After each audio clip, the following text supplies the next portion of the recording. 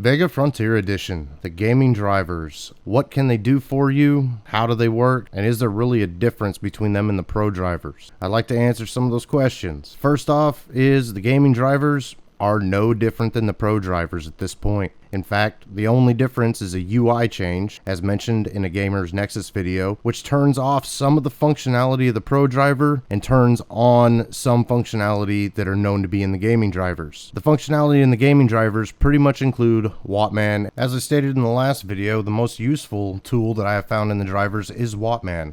And the reason why I find this very useful is the ability to set a custom fan curve completely makes up for one of the major things that the pro drivers has wrong with it, and that is the boost clock pretty much doesn't work. Under the gaming drivers, it's a lot easier with that custom fan curve to see the card stay at 1440 megahertz and even at the 528 megahertz stepping level for the boost clock. Now 1600 megahertz is still non-existent. You will see it occasionally pop up, but it does not stay up. The system being used in this video is the same system that was used in the last video.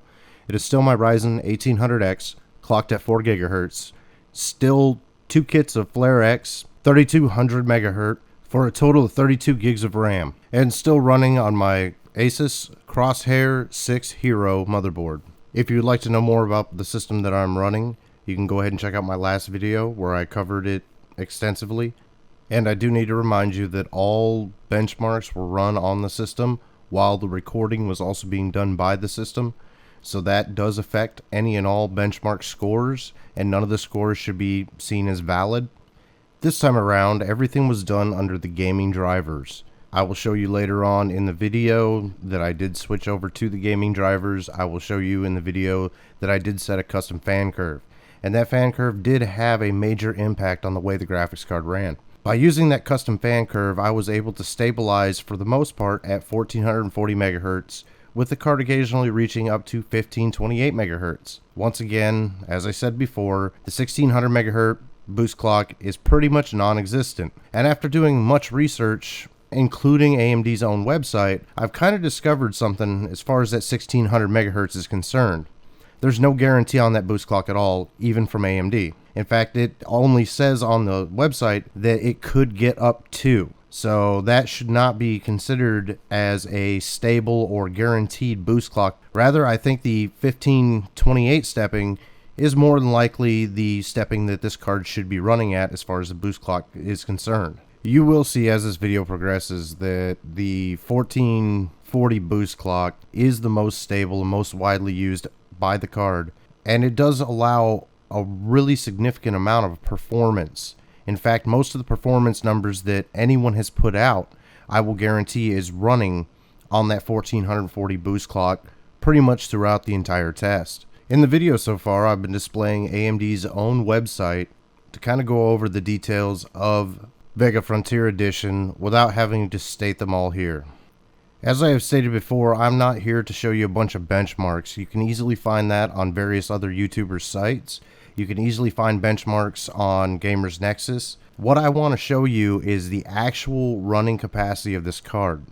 And if you'll notice, if you look at the average speed in all the tests that I've been running, or that I will run in this video, you will see that it never really gets above the 1440 range on the average. What is going on here is I'm currently playing a game of Doom on ultra settings at 2560 by 1440, and you can see that the average is staying actually under the 1000 megahertz range, but you can see that at the current state it is hitting the 1440 megahertz range. Now this persists pretty much throughout most of the games that I played. It stays pretty constant at that 1440 megahertz range, with occasional speed bumps up to that 1528 megahertz range. Now, in most programs that I have run that are supposed to show you the speed of the card, the real speed of the card doesn't come through other than in the monitoring softwares that I've been running. In fact,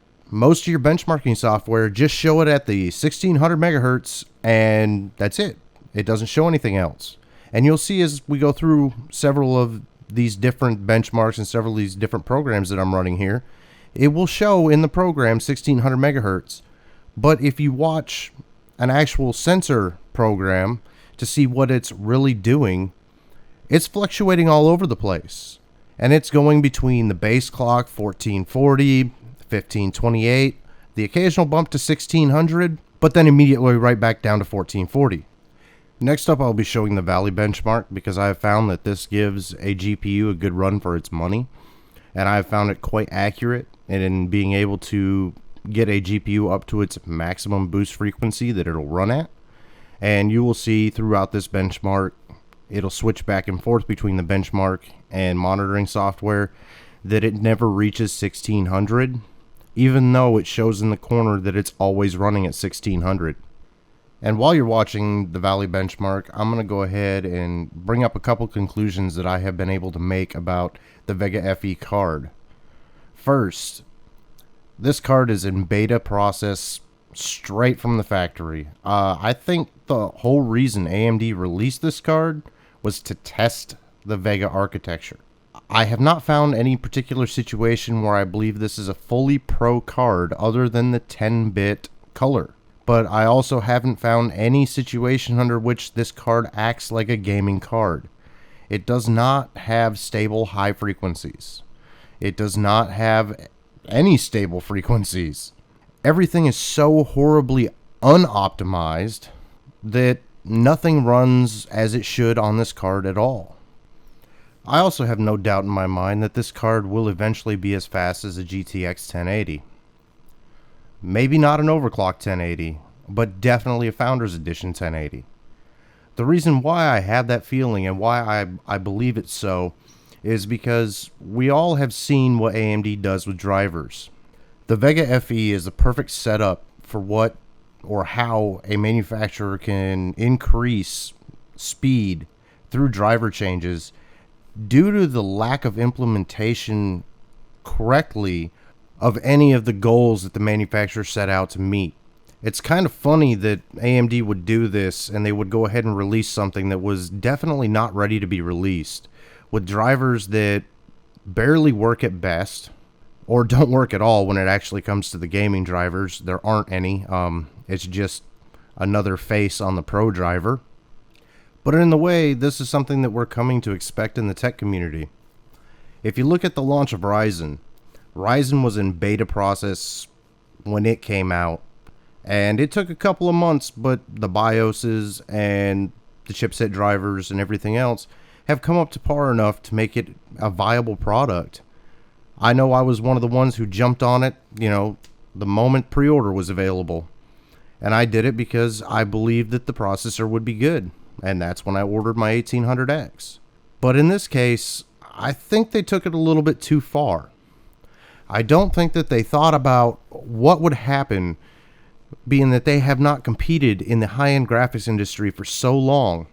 Don't get me wrong, AMD always stated that this product was designed to go up against Volta. They've been saying that since day one that they told everyone Vega existed. Do I think that this will actually go up against Volta? No. Why do I think it will not go up against Volta? I don't think that this process was ready.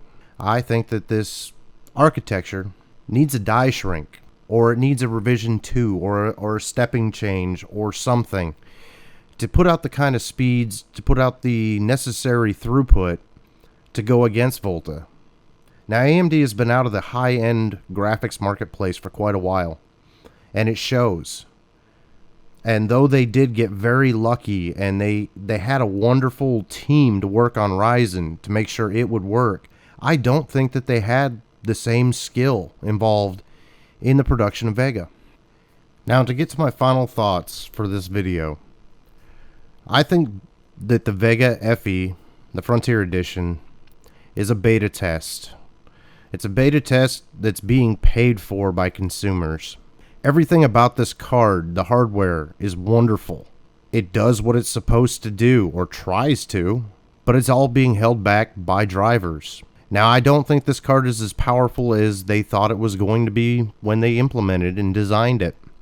I don't think it'll ever be as powerful as they thought it was going to be. I think it's just another stepping stone to Navi.